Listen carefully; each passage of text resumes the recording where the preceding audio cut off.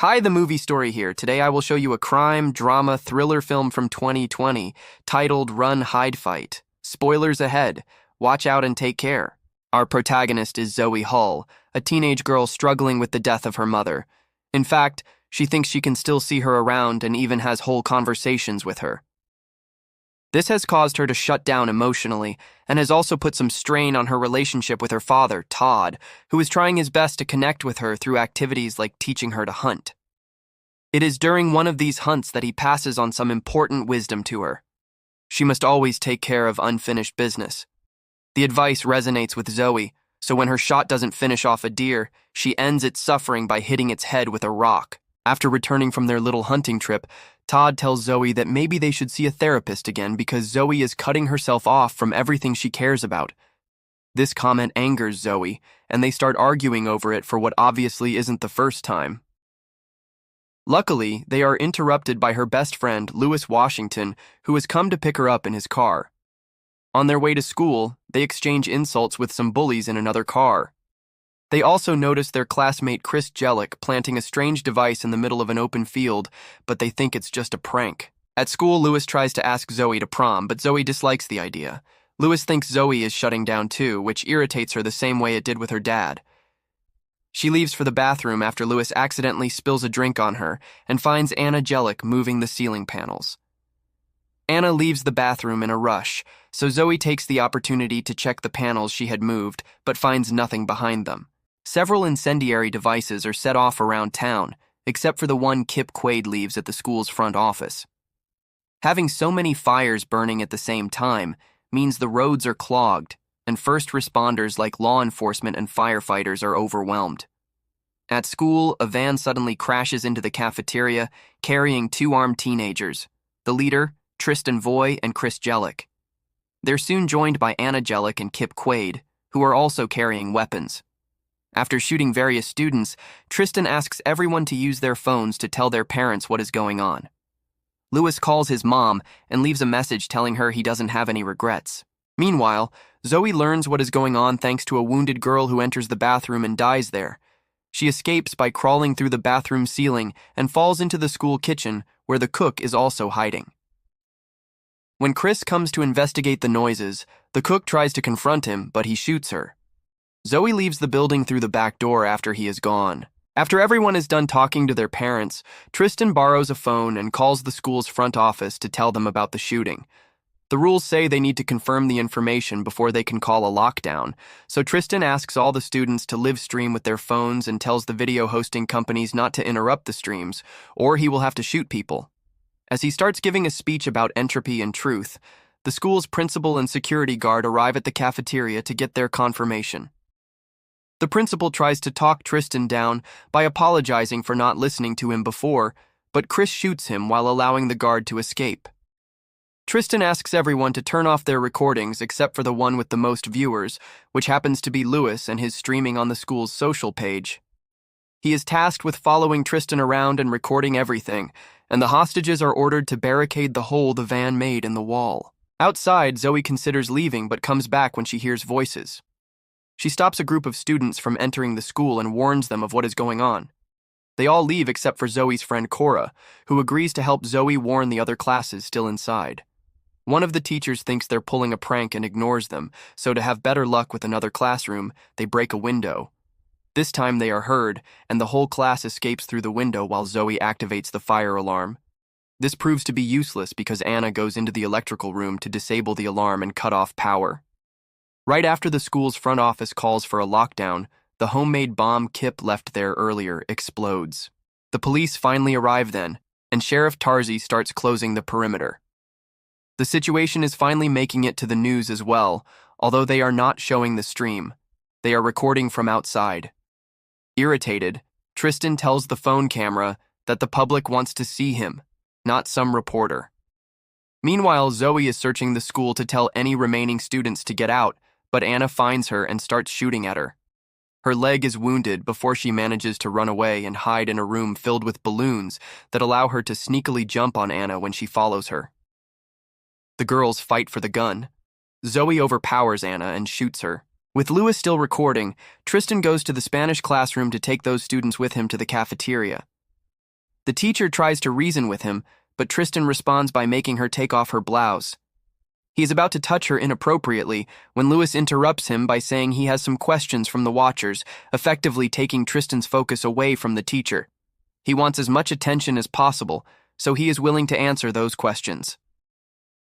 Tristan explains this plan took him 14 months to make it sing, since he had to research the building blueprints, gather the weapons, etc. A police officer visits Tristan's house to talk to his parents, only to find the mother dead, her neck cut open. In the meantime, Zoe's dad hears the news about the shooting on the radio and decides to drive to the school with weapons loaded in his truck. In the cafeteria, Chris is in the middle of talking to the voices in his head when he hears on the news that the cops have arrived, so he goes to the hole in the wall and shoots at them. Tristan hears the gunshots and decides to return, taking the whole Spanish class with him. Zoe sees them in the hallway, and when Kip walks in the opposite direction from the group, she decides to follow him.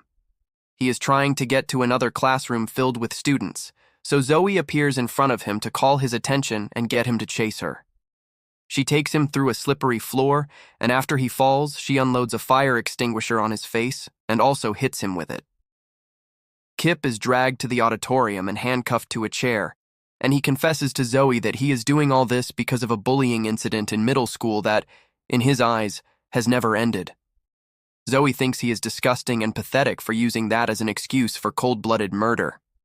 After taking his shotgun, Zoe comes across another group of students with their teacher.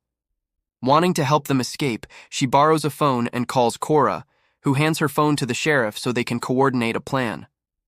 Sheriff Tarzi tells the reporters to record him instead of the school before calling Tristan's phone.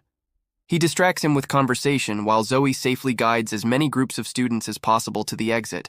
However, her rescue appears on the news, which allows Tristan to discover the ruse. So he hangs up on Tarzi and proceeds to call his teammates. Zoe has Anna's phone, so she answers his call. Tristan tells her to show herself, or he will start shooting people. He even kills a student as proof.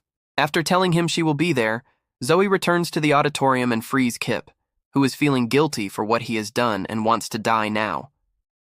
Zoe tells him he should be in charge of his legacy and convinces him to cooperate, so she hands him back the shotgun.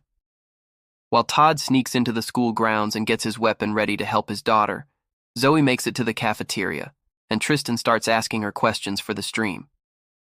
A furious Chris wants to kill her because she shot his sister, but Tristan won't allow it. He believes everything must happen at the right moment. They are suddenly interrupted by Kip, who, after an exchange of insults with Chris and Tristan, shoots his shotgun, only managing to hit Tristan on the shoulder before Chris kills him. Lewis gets hurt in the exchange. Zoe and Lewis take advantage of the distraction to escape. Chris goes after them. They hide in the Spanish classroom, and while Zoe checks on Lewis's wound, they confess their feelings for each other. Lewis also informs her of some explosives hidden in the van, so Zoe leaves the classroom to check on it, allowing Chris to find her and chase her again. Zoe enters the science classroom this time and opens all the burners, starting a fire when Chris tries to come closer. Her attempt at escaping does not work, however, because Chris still manages to catch her. He smashes her head against a glass cabinet, then punches her a couple of times before throwing her to the ground. When he is about to kill her, Todd shoots from his spot outside and kills him instead.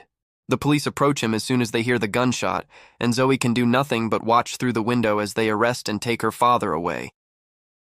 Afterward, Zoe grabs Chris's gun and makes her way back to the cafeteria, only pausing to retrieve Lewis's phone when she finds it on the floor in a hallway. She sends Tristan a picture of Chris's body, causing him not to talk to her anymore. So instead, she hijacks the stream and tells Tristan the world will remember her, not him, which enrages him. Tristan grabs one of the explosives from the van and gives it to a student he drags out of the cafeteria with him. Zoe sees them leave, so she takes the chance to go in and tell all the hostages to run now that Tristan's gone. There is still the little issue of the bomb in the van, which Zoe solves by putting the shift in reverse and jamming the gas pedal with Chris's rifle. This causes the van to move outside and explode in the parking lot. SWAT uses this opportunity to enter the building, and they mistakenly arrest Zoe while she is trying to find Tristan.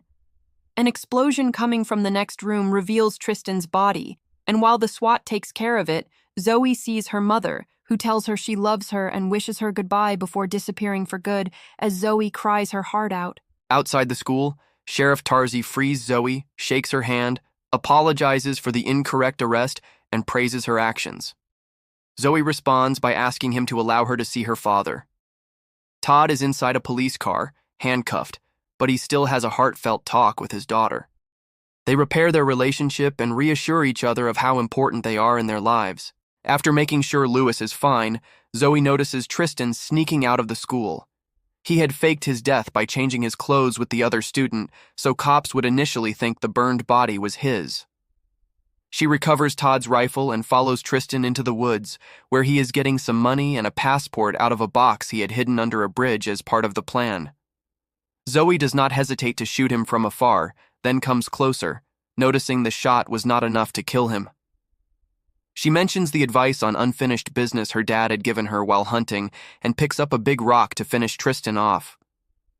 Yet when she brings it down, she does not hit his head. She drops the rock in the river instead. Zoe decides to leave him there to die because, unlike an animal, suffering is what he deserves. Make sure to subscribe and turn on notifications so you can watch more videos like this. Thanks for watching.